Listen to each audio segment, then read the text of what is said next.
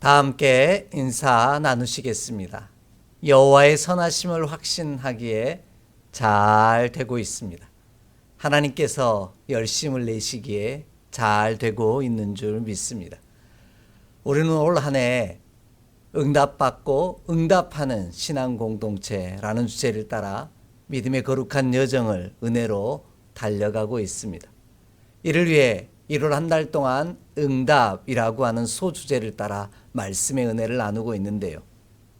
첫 번째 주에는 하나님께서 우리의 간구에 길을 펴시고 그리고 모으시고 몸을 굽히심으로 들으심이 응답하심이라는 사실을 살펴보며 은혜를 나누었고요. 두 번째 주에는 하나님과 우리의 물리적이고 또 심리적인 간격을 좁혀가는 일이 응답하는 일임을 살펴보며 말씀의 은혜를 나누었습니다. 오늘도 우리가 기도할 때 하나님께서 어떻게 응답하시는지 살펴보며 은혜를 나누길 원합니다. 언젠가 이야기를 드렸는데 기억을 하실런지 모르겠습니다. 요즘 젊은이들이 가장 원하고 바라고 되고 싶은 꿈이 무엇인지 말입니다. 감사합니다. 그래도 기억해 주셔서 너무 감사합니다. 건물주가 되는 것이 가장 바라고 원하는 꿈이라고 이야기들을 합니다. 그럼 건물주가 되기 위해서는 어떻게 해야 하는지도 기억나십니까? 그렇습니다.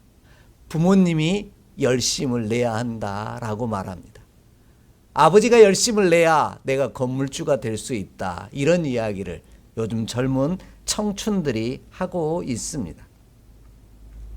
이런 유머는 부의 대물림이 아니고는 개천에서 용이 나기가 거의 불가능해 보이는 우리 현실을 비꼬아 잘 드러낸 표현이 아닌가 싶습니다. 믿음의 자녀인 우리도 이와 같은 마음을 갖고 있지는 않은지요. 하나님이 열심을 내어 주어야만 한다라고 말할 때가 많이 있다라는 겁니다.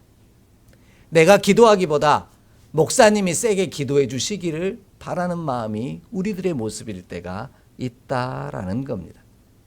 이처럼 우리는 내가 아닌 누군가가 열심을 내어주기를 원합니다.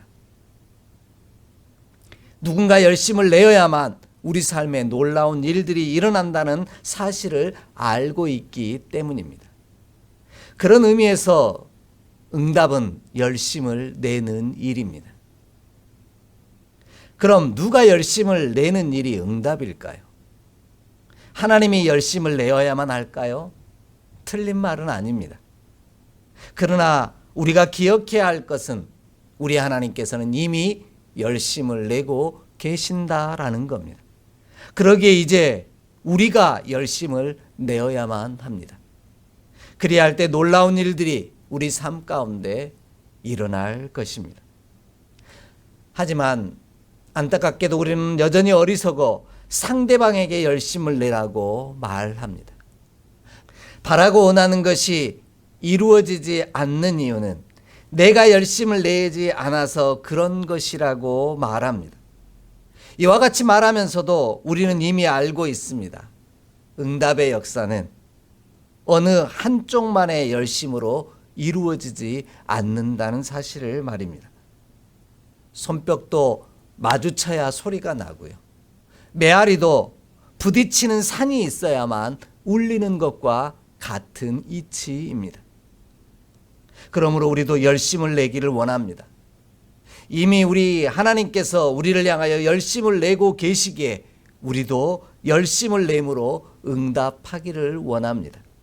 그리하면 우리 삶에 하나님께 행하신 크고 놀라운 일들을 경험하는 은총의 역사가 저와 여러분의 삶 가운데 반드시 임할 줄 확신합니다.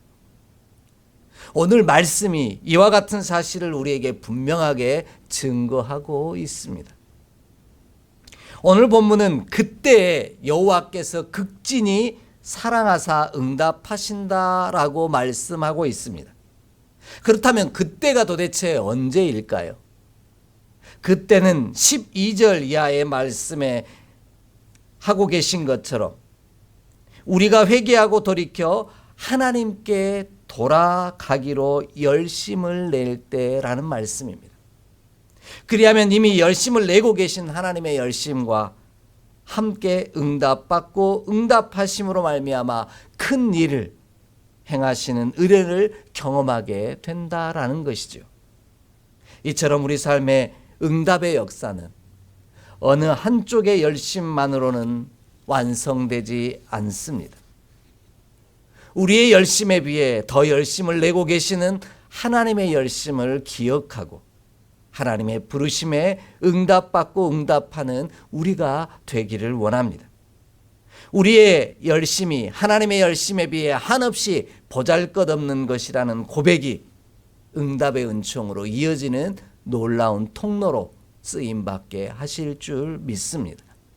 그러기에 오늘 우리도 열심을 내므로 하나님의 열심과 한데 어우러져 크고 놀라운 일들을 우리 삶 가운데 이루어가는 축복의 백성이 되기를 주의 이름으로 간절히 축복합니다.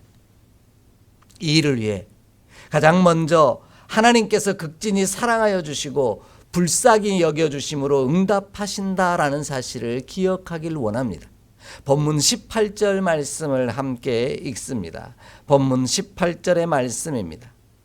그때 여호와께서 자기의 땅을 극진히 사랑하시어 그의 백성을 불쌍히 여기실 것이라. 아멘. 하나님은 우리를 사랑하시되 극진히 사랑하신다라는 겁니다. 극진히 사랑한다라는 말은 열심히 사랑한다는 말인데요.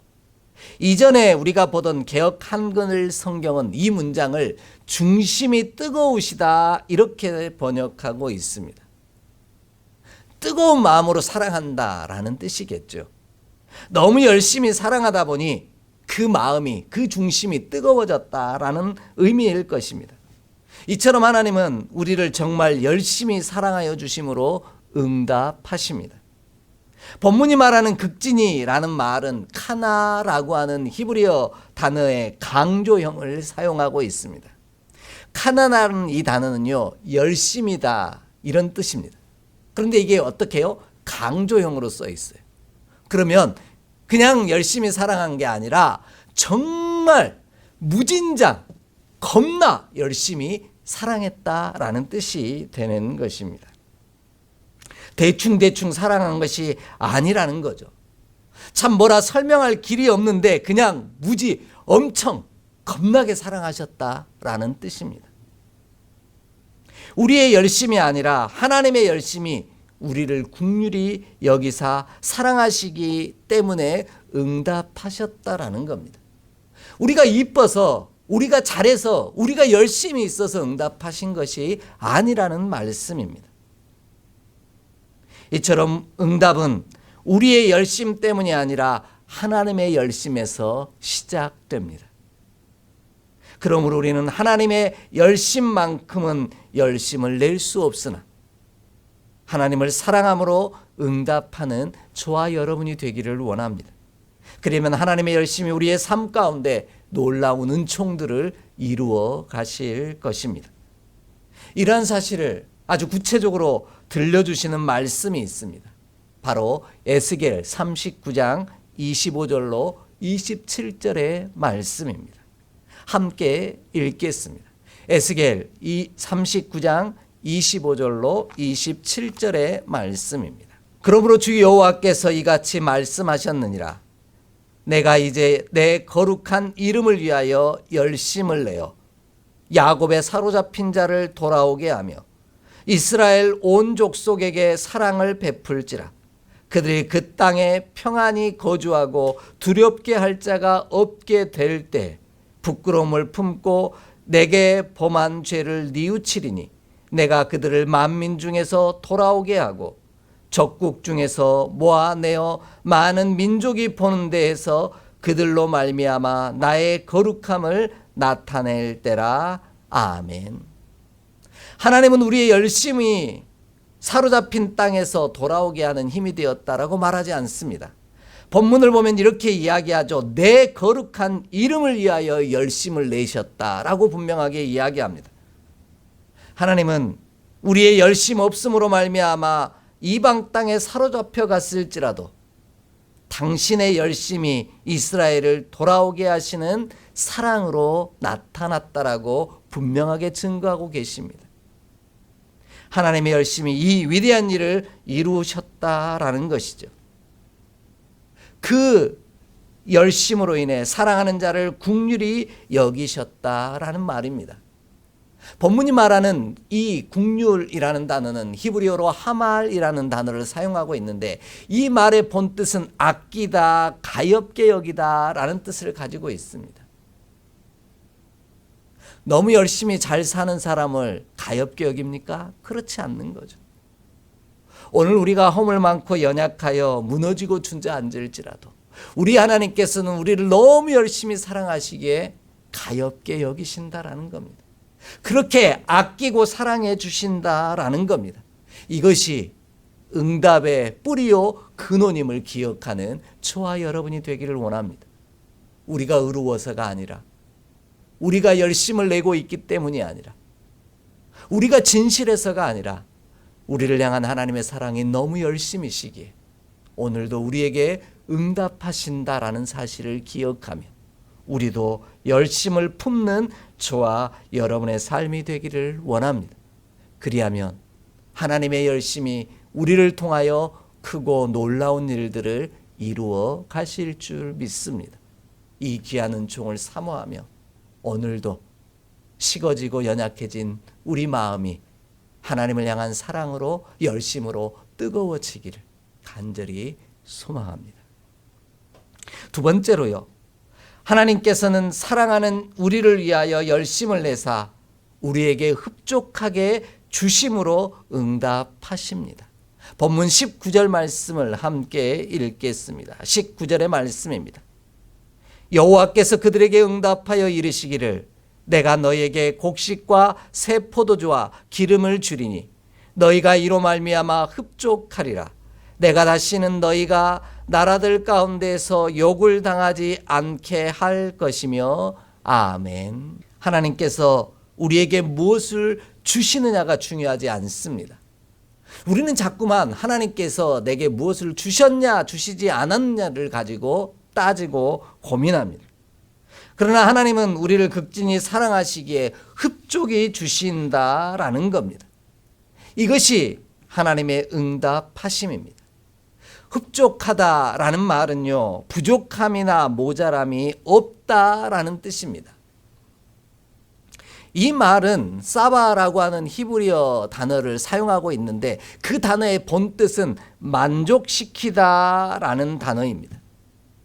흡족은 무엇을 주었느냐가 아니라 주신 것으로 말미암아 우리가 만족하고 있느냐라는 뜻입니다. 하나님으로 만족하게 하신다라는 뜻입니다. 그래서 하박국과 같은 엄청난 위대한 믿음의 선지자가 외양간에 우리의 소와 염소가 밭에 소출이 없어도 나는 여호와로 말미암아 기뻐하고 즐거워한다라고 고백하고 있는 겁니다. 왜냐하면 주신 것이 중요한 것이 아니라 내가 하나님으로 만족하고 있느냐 그렇지 않느냐의 의미이기 때문입니다. 내가 원하는 것을 얻었기에 응답이 아니라 하나님으로, 우리가 하나님으로 만족하게 하심이 응답이라는 말씀입니다. 차고 넘치도록 주신다라는 것도 아니죠.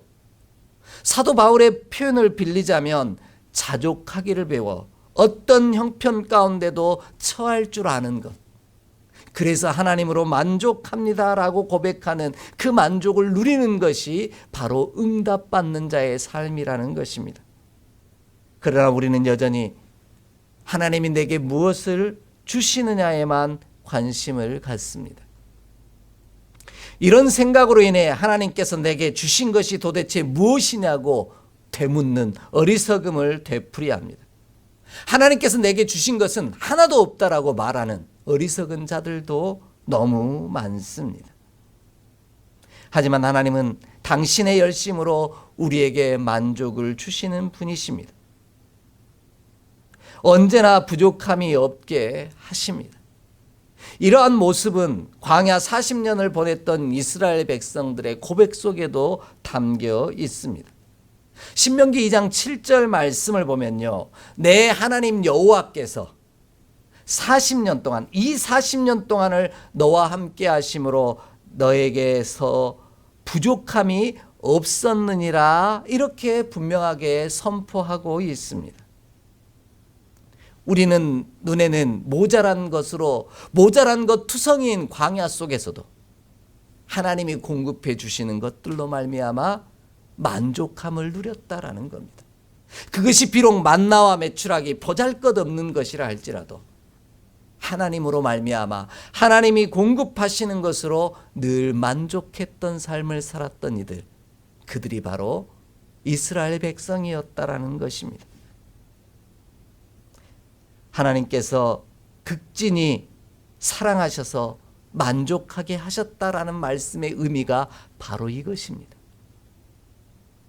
그러므로 우리는 하나님께서 우리를 향하여 주신 것이 무엇인지 살피기에 급급할 것이 아니라 하나님이 열심히 우리를 사랑하심으로 우리에게 공급하시는 것으로 만족함을 누린다라는 고백을 드리는 자가 되기를 원합니다.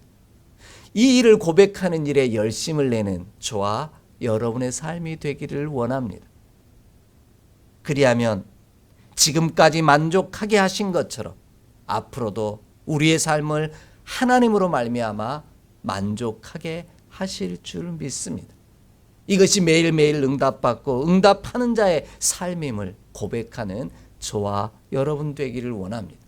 이 일을 위해 믿음의 위대한 종들처럼 나는 하나님으로 만족합니다, 뜨겁게 사랑하며 고백하는 일에 열심을 내는 저와 여러분 되기를 주의 이름으로 축복합니다. 이와 같은 고백이 중요한 이유는 오늘 말씀을 보면 하나님께서 그들에게 응답하신다라고 말씀하고 계시기 때문입니다. 그러면 그들이 누구냐라는 것이죠. 그들은 극진히 사랑하는 자들이 아니라, 하나님을 극진히 사랑하는 자가 아니라 하나님께서 극진히 사랑해 주시는 자들이라고 말씀하고 있습니다. 내가 하나님을 마음과 뜻과 정성을 다하여 사랑하였기 때문에 만족함을 누리는 것이 아니라 하나님이 우리를 극진히 사랑해 주셨기에 만족함을 누린다라는 말입니다. 이러한 사실을 알기에 우리는 감사할 수밖에 없는 것입니다.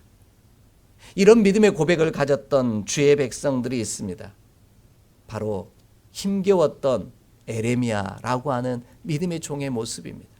우리 함께 찾아 읽겠습니다. 에레미야 31장 11절로 14절의 말씀입니다.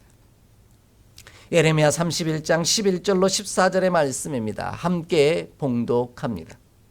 여호와께서 야곱을 구원하시되 그들보다 강한 자의 손에서 속량하셨으니 그들이 와서 시온의 높은 곳에서 찬송하며 여호와의 복 곧 곡식과 새 포도주와 기름과 어린 양의 떼와 소의 떼를 얻고 크게 기뻐하리라. 그 심령은 물된 동산 같겠고 다시는 근심이 없으리로다 할지어다. 그때 처녀는 춤추며 즐거워하겠고 청년과 노인은 함께 즐거워하리니 내가 그들의 슬픔을 돌려서 즐겁게 하며 그들을 위로하여 그들의 근심으로부터 기쁨을 얻게 할 것이라. 내가 기름으로 제사장들의 마음을 흡족하게 하며 내 복으로 내 백성을 만족하게 하리라.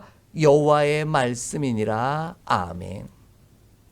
하나님은 우리를 구원하사 만족하게 하신다라고 약속하고 계십니다.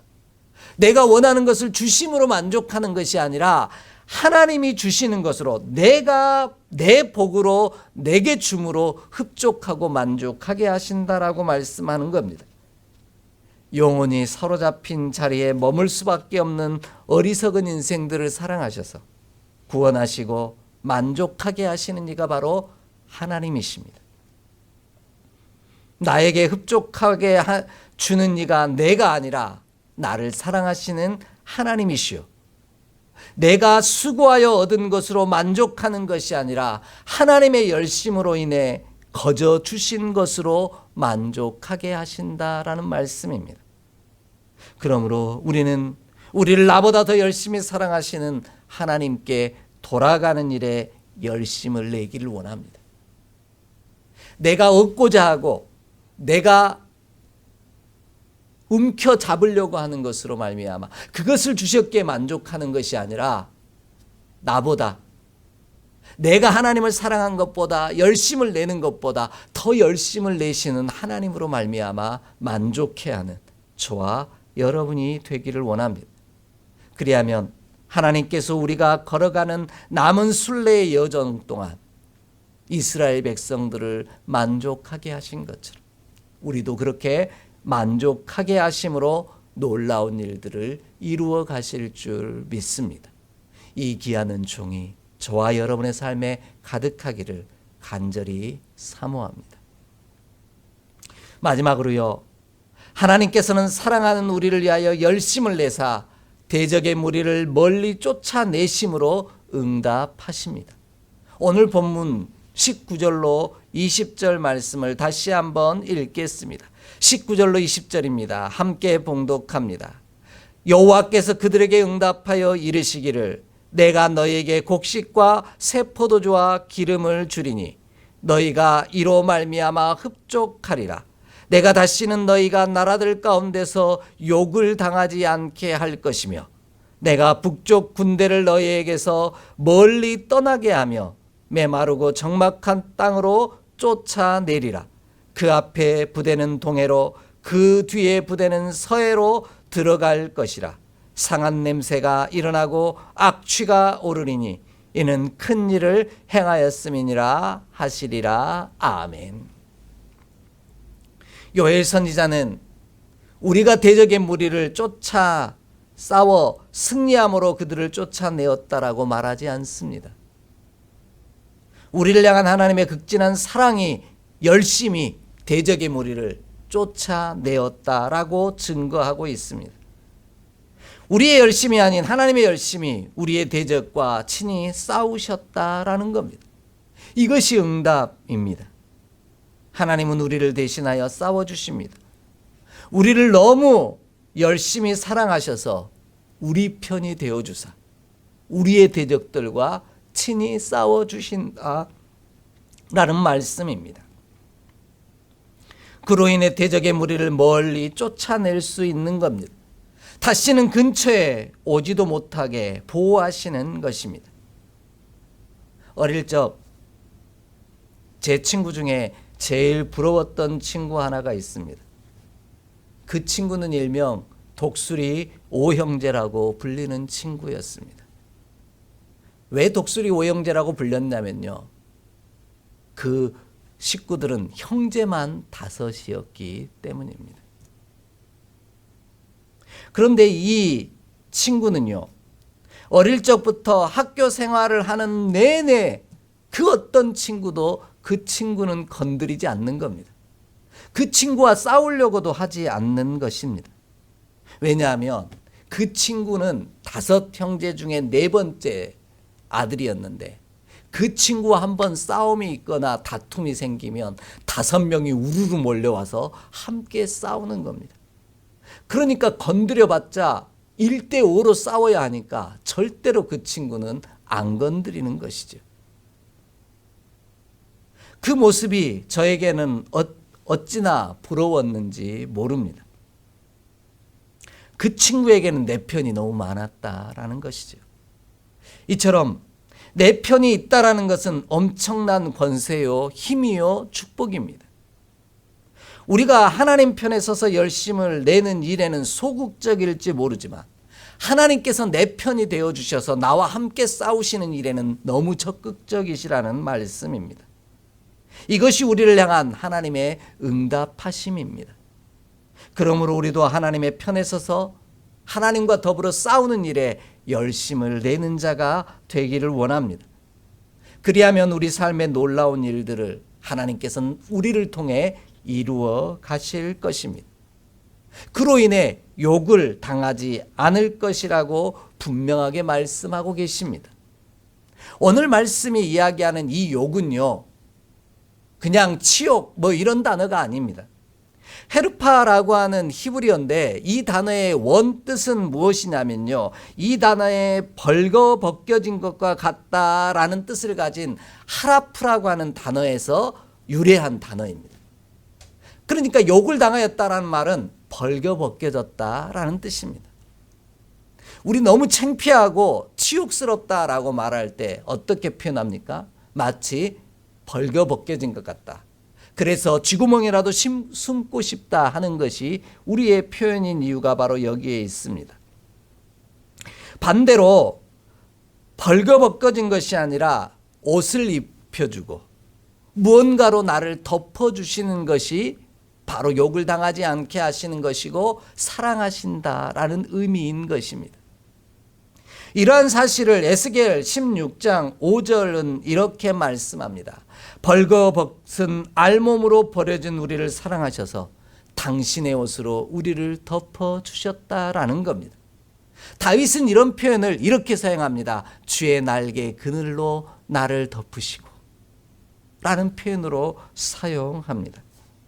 상처가 없어서 부끄럽지 않은 것이 아니라 상처투성임에도 불구하고 하나님께서 그의 옷으로 덮으시고 그의 날개로 우리를 덮으시기에 우리는 욕을 당하지 아니하고 부끄럽지 않는 삶을 살 수 있다라는 겁니다. 이러한 사실을 분명히 밝혀 말씀하신 내용이 있습니다. 바로 이사야 45장 16절로 17절의 말씀입니다. 함께 읽겠습니다. 이사야 45장 16절로 17절의 말씀입니다. 우상을 만드는 자는 부끄러움을 당하며 욕을 받아 다 함께 수욕 중에 들어갈 것이로되 이스라엘은 여호와께 구원을 받아 영원한 구원을 얻으리니 너희가 영원히 부끄러움을 당하거나 욕을 받지 아니하리로다. 아멘. 부끄럽지만 욕을 받지는 않는다라는 겁니다. 왜냐하면 하나님께서 우리를 덮어주실 것이기 때문입니다. 하나님의 사랑이 우리를 덮어주시기에 부끄럽지만 욕을 치욕스럽지는 벌거벗겨진 것과 같이 서 있지는 않을 거라는 겁니다. 우리가 이처럼 욕을 당하지 않는 비결은 우상을 만들지 않는 일입니다. 하나님보다 다른 것을 더 열심히 사랑하는 마음을 내려놓는 것입니다. 우리 가운데 하나님을 다른 것으로 대체하려고 하는 열심을 내려놓을 때 하나님께서 우리를 통하여 크고 놀라운 일들을 이루어 가실 것입니다. 부끄럽고 상처 많은 삶이지만 하나님께서 친히 그 날개 품 아래 품으시고 그의 옷으로 덮으심으로 부끄럽지 않게 하실 것입니다.